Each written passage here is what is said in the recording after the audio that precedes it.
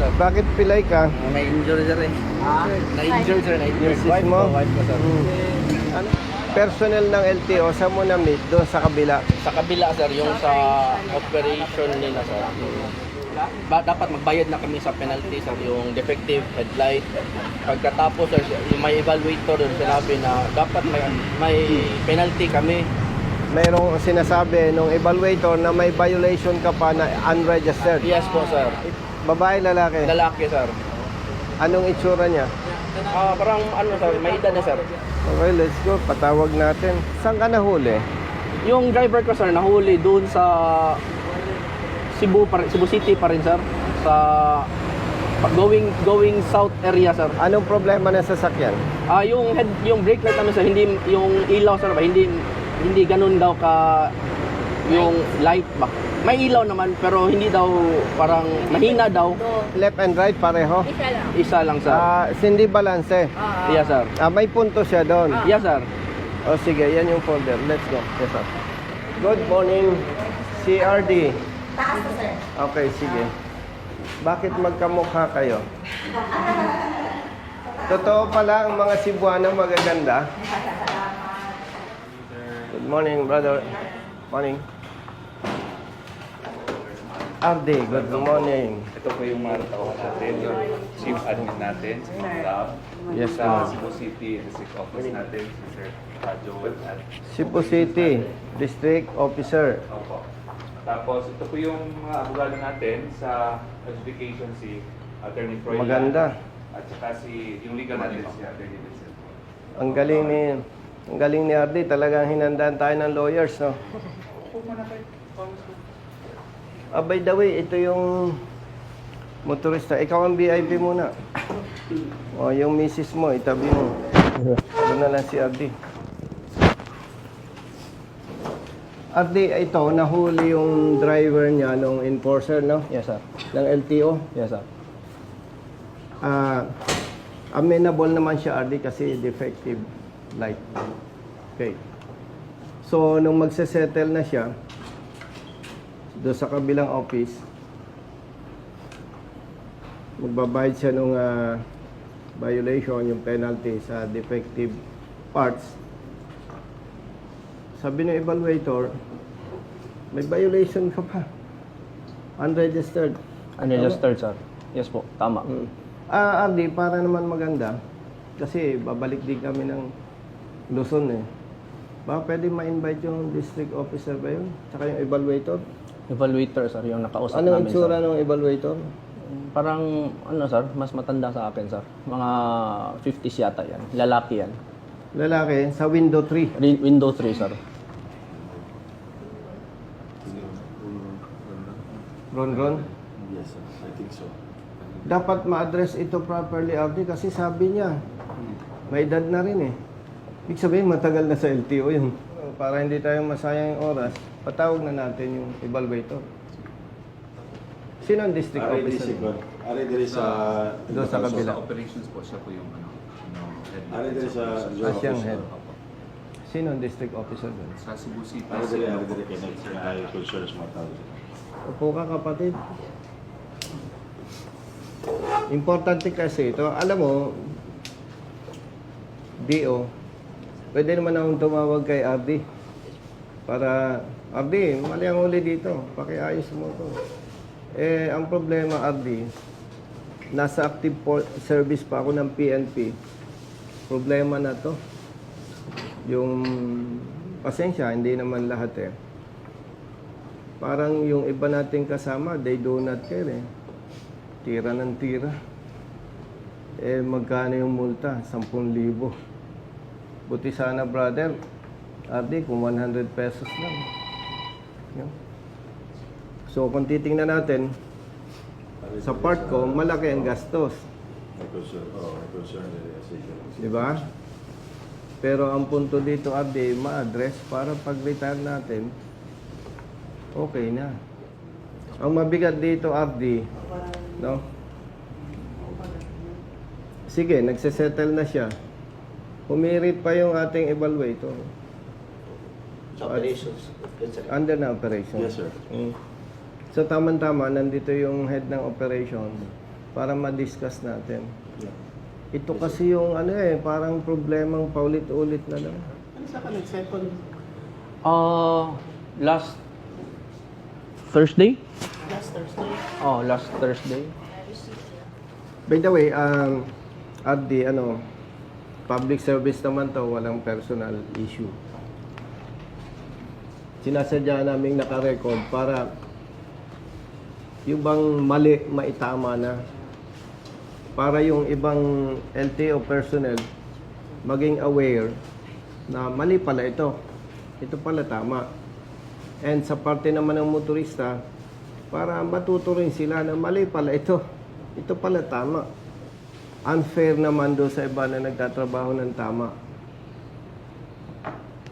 And tayo naman, temporary lahat dito eh. Masarap sana, pag nag-retire tayo, wala nang ganitong complaints. No? Kaya gusto nating ma-address. And sabi nga ng iba, ako daw ay namumulitika kasi naka-video pa. Doon sa hindi nakakaalam, RD, police pa ako. Tumutulong na talaga ako. Nasa active service pa ako, ginagawa ko na ito. Nakasuhan nga ako ng MMDA dahil dito eh. Alam mo, sabi nung isang opisyal ng MMDA, retired ka na, Bosita. Huwag ka nang makialam. Sabi ko, ibig palang sabihin, dahil retired na ako, kahit mali ang gagawin nila, wala akong pakialam. Sabi ko naman, sa pagtulong naman, wala naman sinabi sa batas na pag-retired ka na. Hindi ka na pwedeng makialam. No? And, hindi ito trabaho ng congressman. Pinagpapatuloy ko lang, RD, yung advocacy. Kasi, sino naman ang magtatanggol doon sa mga nabibiktima ng maling panguhuli? Wala naman. Nung nasa active service pa ako, madalas akong tumawag dito sa Cebu.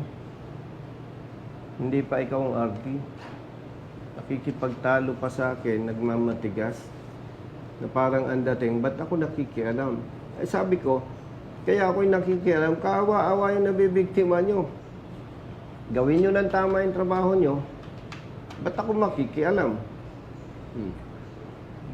Makakapagod. Nag-e-entertain kami ng tawag 24/7. Siyempre, kung maisaayos to, maganda ang pagtingin ng publiko sa LTO, mababago yung sistema. Dalawa kasi ang nakikita natin, RD. Yung iba, intentional. Dahil ugaling Pilipino, pag nagigipit, nag-o-offer ng suhol. Pero ito, RD, nakikita ko, unintentional. Medyo hindi lang siguro marunong yung tao natin.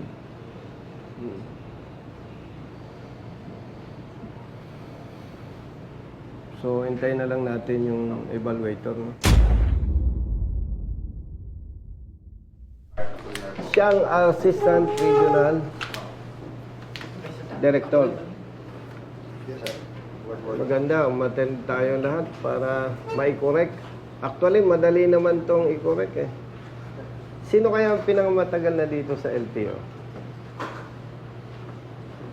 Kayo?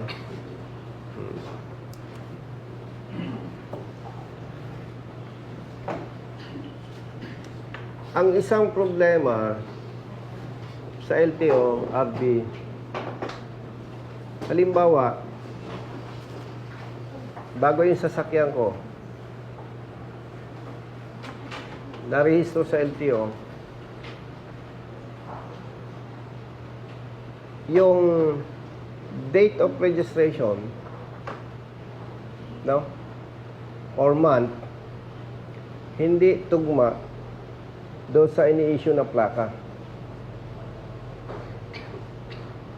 Diyan nagkakaproblema, RD, kasi may mga tao tayo hindi marunong mag-interpret ng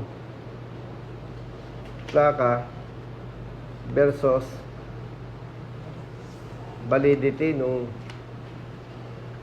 rehistro.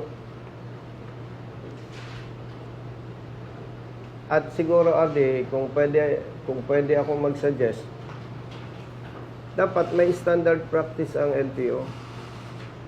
Pag nagparehistro ako, Ardi,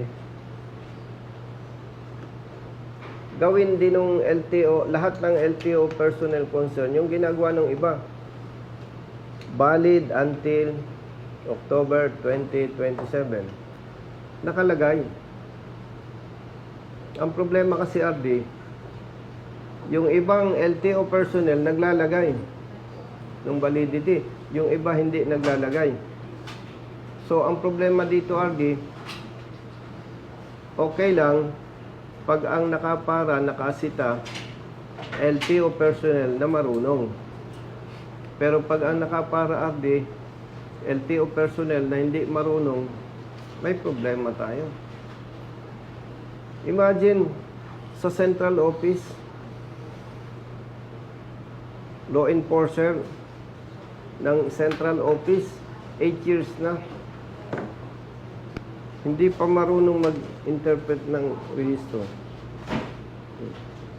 May district officers ganun din. Ang daming problema. Tama-tama, nandito yung district officer, nandito ang chief operations, assistant regional director, RD, and lawyers. Tayo. May whiteboard tayo or cartolina? Alin gamitin? Evaluator natin. Ito ba, sir? Ito. Tama-tama mo. Saan yung board? Okay, sir. Pwede ba dyan? Pwede lang, sir. Ma-erase ba yan? Ma-erase yan? Parang ng folder.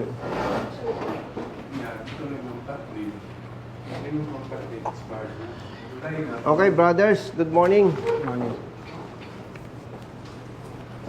Mas request ko na ma-present ko dito, no? Para mas ma-appreciate ng bawat kasama natin. Yung pong rehistro ng kanyang van, Mitsubishi, brand new ito eh. Okay? Base po sa registration, 0706 21. So, ibig sabihin, ito po ay July. Ano po? Ganon din po yung kanyang official receipt. Ang MBUC, chinarge po siya ng LTO ng 6,000 pesos. Evaluator, ibig sabihin, 3 years. Tama po ba? Kasi sa light vehicle, 2,000 per year. So, ibig sabihin po, naka-registered siya ng 3 years. So, kung 3 years siya registered, ibig sabihin po, July 6, 21, magkakount tayo ng 3 years, 22, 23, 24. So, from July 6, 2021 to July 6, 2024, para ma-meet yung 3 years. Okay? Now, ang naisyong plaka po sa kanya, plate number,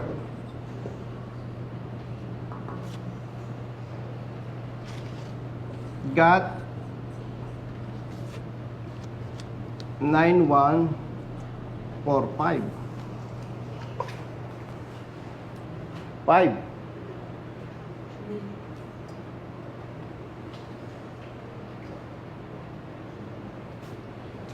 Kung hindi ako nagkakamali, tatanungin po natin yung evaluator ng LTO. Bakit sinabi niyang expired? Naghahanap siya ng May 2024 registration. Tama ba? Tama. Hinahanap po niya yung renewal ng May 2024. Dahil ang ending plate ay 5. Tama? O. Tanong. 3 taon ang binayaran ng car owner eh. Kailan dadating yung 3 taon? July 2024. Now, anong dapat gawin ng LTO? Ang dapat gagawin ng LTO, pag nag-renew ang car owner ng July 2024, sisingilan siya ng LTO hanggang July 2025. Tapos, dapat sisingilan uli siya ng LTO ng July 2025 hanggang May 2026. Yan ang para next time magre-renew si car owner May 2027.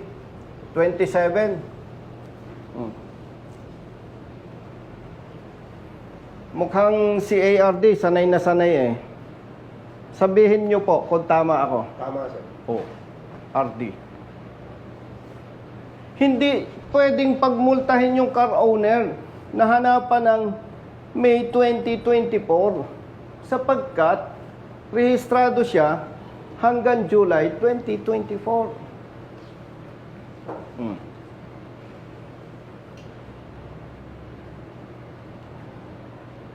O ay nagbayad yung car owner ng 10,000 pesos. Kapatid, with all due respect, ang mali sa'yo, may ticket na, magmumulta na, humirit ka pa.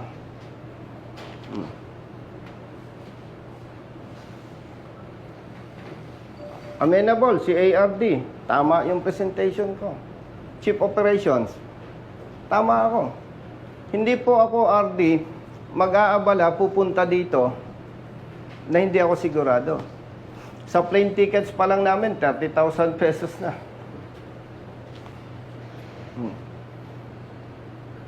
Tapos, with respect to RD, kahit may pakita ko, tama ang posisyon ng car owner, hindi naman tayo nasa restaurant na RD, balik mo yung 10,000. May proseso. Eh, siyempre, ako, as advocate, ang layunin po natin, ipagtanggol yung nabibiktima ng maling pagpapatupad ng batas at akong magbabayad sa kanya doon sa problema na hindi ko kasalanan. Bakit kailangan bigyan ko siya ng 10,000? At bakit kailangan ipaalam ko pa sa inyo? Para ARD, RD, para yung nabibiktima ng ganito, magsusumbong din sa amin para ma-address. Kasi kung maghaharap-harap tayo, wala namang makiklaim sa akin yung biktima. Yung iba, hindi na magsusumbong, maabala lang pala. So, ARD, very clear, amenable yung ating ARD at nakita ko naman talagang marunong, and even the chief operations, talagang mali po ang ginawa ng ating evaluator. Kapatid, ilang taong ka ng evaluator? Umpisa ba siya nung nakaraang tao, sir? Bago ka? Pero nakaraan na. Hindi, yung total number of service mo sa LTO. Nung nakaraan ba yung tao? Hmm. So, ARD, nandito ang documents. Ibibigay namin ito sa inyo. And sa ngalan ng public service, kasi ARD, pasensya po, with all due respect, magpapile kami ng complaint against your personnel. Or, with respect sa'yo, pwede kong ipagtiwala sa'yo, aasahan ko lang po, bibigyan mo ng kaukulang parusa ang inyong tao. Para matuto, wag nang gayahan. Mas mabigat, RD, pag ako nag-complain kasi sa ombudsman ko siya kakasuhan. Pero may lawyers naman po tayo, i-address lang properly kung anong appropriate sanction sa kanya, ipaalam lang po sa amin, okay na yon. thank you po. Wala po kasi tayong personal interest dito. Ang gusto po natin, maitama na yung mali. Kasi, 10,000 is 10,000. Kung 100 pesos lang yun, kahit mali, okay na lang. 10,000 pesos. Mabigat po. Mabigat. So, iwanan ko po itong kopya sa inyo. Kayo na ang magsampa ng kaukulang kaso sa kanya administratively. At as advocate, para naman po mabigyan ng hustisya dito sa parte ng car owner, we will expect result. Bigyan niyo po kami. We will, sir. ARD, siyempre gagawa niyo ito ng corresponding report na ma-claim yung 10,000. Tama po ba? Hindi lang natin alam kung kailan to marirelease. RD, first time niyo siguro, ano? First time. First time. Pagka na-release, i-notify nyo lang kami, gagawin ko ng bonus dito sa car owner. Oh, brother. Dito sa... Kasi alam ko, RD, hindi yan ganun kadali. Maybe after 1 year or 2 years. After chief operation, after investigation, siyempre, ma-find out ninyo, may mali nga, gagawin nyo ng recommendation na ma-release o ma-withdraw. Hindi ko alam kung anong term. We'll just check yung circumstances surrounding the circumstances kasi ka-assume lang pag Monday, return late operation, our required. Okay lang, okay lang. Maghihintay naman kami. Ang importante lang naman dito, RD, ma-prevent na maulit yung ganitong sistema. Brother, ako, anak mahirap ako. Farmers ang parents ko. Pero hindi natin pwedeng palampasin ito, attorney. Sure, sir. Kasi kung usap-usap lang tayo, pasensya na, walang impact hindi matututo. Pagsisisihan natin ito pag nag-retire na tayo sa pwesto. So, RD, ibigay ko po ito sa iyo. Kailangan niyo po na receipt copy. Hindi na po. Hindi na, kasi may file naman po kami. Okay. French office po, after na ano namin sa racks na, we'll finish the office with action taken. We'll just go through the whole process para Yes. process this. Okay lang, RD. Kasi nag-present lang ako para yung pong ating legal officer and the chief operations makita na ano ba yung issue. And we all know na kailangan i-observe pa rin yung due process. Hindi yung base silang doon sa document. Mag-submit din kami ng briefing memo sa taas kasi para ma-resolve yung And by the way, RD, if I may suggest, i-recommenda na po ninyo sa central office. 2, once nag-issue ng registration, kung July, kung pwede, ang ibigay ng plate number is 7. para hindi na mapahamak yung ating personnel. Second, yung ibang district offices, even central regional offices, pag nagrehistro RD, nakalagay yung validity ng rehistro. So kung may validity, yung car owners and LTO personnel, to include police officers and other law enforcement personnel, hindi mahihirapan.